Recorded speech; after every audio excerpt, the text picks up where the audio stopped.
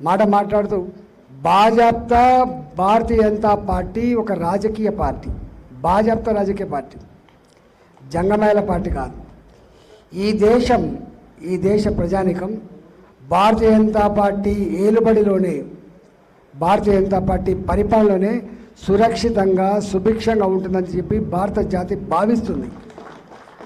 ఇవాళ తెలంగాణలో కూడా ఏదో పలానాయన ముఖ్యమంత్రి కావాలి, పలానాయన నాయకులు కావాలనేటువంటి మాట వారు ఏం చెప్పిండ్రో 100% కరెక్టు. నాయకుల కోసం, ఒకరి ముఖ్యమంత్రి పదవి కోసమో, ఒకరి మంత్రి పదవి కోసమో అధికారులను కోరుకోవట్లేదు. స్వచ్ఛమైన నీతివంతమైన ప్రజాపాలన కొనసాగాలంటే భారతీయ జనతా పార్టీ ఈ రాష్ట్రంలో అధికారం రావాలని చెప్పి ప్రజలు కోరుకుంటున్నారు. మొన్న నేను పార్లమెంట్ ఎన్నికల తర్వాత పార్లమెంట్ జరుగుతున్నటువంటి తీరు, పార్లమెంట్ జరుగుతున్న ప్రొసీడింగ్స్ కావచ్చు, చర్చలు కావచ్చు, జరుగుతున్నటువంటి తీరు చూసిన తర్వాత దేశ ప్రజానీకంలో ఒక ఆలోచన వచ్చింది. అయ్యో, మోడీ గారికి 400 సీట్లు ఇద్దామని చెప్పి అనుకున్నాం, ఎక్కడో దారి తప్పింది. 293 సీట్లే వచ్చినాయి, కానీ 400 సీట్లు వస్తేనే బాగుండు. ప్రపంచ చిత్రపటం మీద భారత జాతి ఆత్మగౌరవం నిలిపినటువంటి బిడ్డ నరేంద్ర మోడీ గారు. కాబట్టి ఈ గౌరవం మరింత ముందు కొనసాగాలంటే, ఇది కాపాడబడాలంటే మోడీ గారే దేశ ప్రధానిగా ఉంటేనే దేశం సురక్షితంగా ఉంటుందని చెప్పి ప్రజలు భావిస్తూ ఉన్నారు. మీరు చూసిన లేదో, మేము ఎన్నికల ముందు ఎప్పుడు ఒక మాట చెప్పేది, రష్యా ఒకప్పుడు సూపర్ పవర్, ప్రపంచంలో 2 దేశాలు సూపర్ పవర్స్. అది ఒకటి అమెరికా, రెండవది రష్యా. రెండవ స్టేజ్లో ఉన్నటువంటి సూపర్ పవర్స్ ఏంటంటే యూరోపియన్ కంట్రీస్.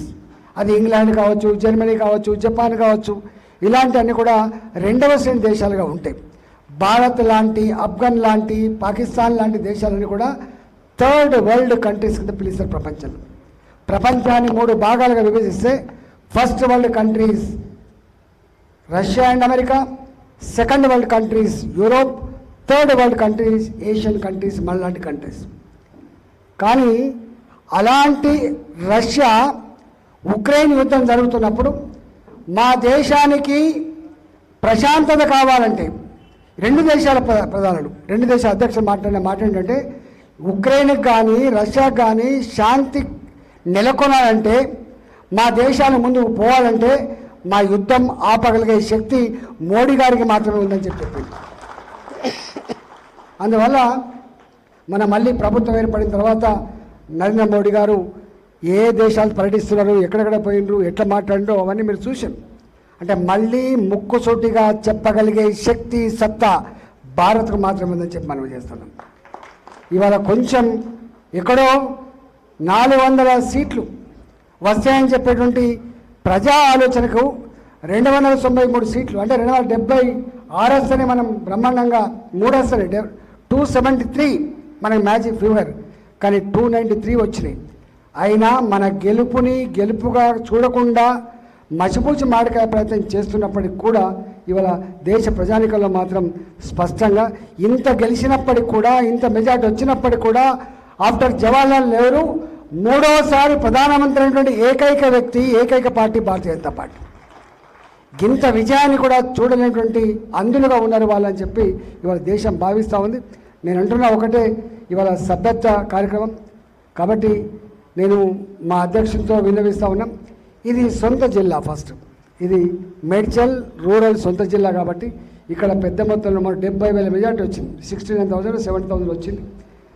ఇంత గొప్ప మెజార్టీ కట్టబెట్టిన ఈ జిల్లాలో డెఫినెట్గా ప్రతి కార్యకర్త, ప్రతి నాయకుడు, నేను కూడా ఇక్కడనే ఉంటా, ఈ 9-10 రోజుల పాటు ఎడిపోయేది లేదు కాబట్టి ఈ మెంబర్షిప్ కార్యక్రమాల్లో నేను కూడా మీతో ఉంటా.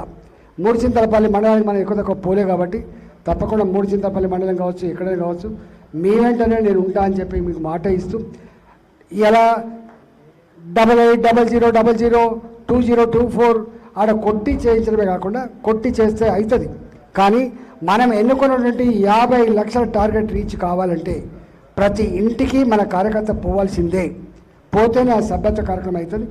నాకు తెలిసి ఏ ఇంటికి పైన నేను చేరను బిడ్డ అనేటోళ్ళు అయితే లేరు ఇక్కడ. ఏ ఇంటికి పైన మొన్న ఎన్నికలు చూసినాం, ఏ ఇంటికి పోయినా కూర్చోబెట్టిండ్రు, ఇంత మంచినీళ్ళు ఇచ్చిండ్రు, వేస్తాం పోబిడ్డ అనే వాళ్ళు ఉన్నారు తప్ప నీకెందుకు వేయాలని చెప్పి ఎదురు ప్రశ్నించే వాళ్ళు లేరు.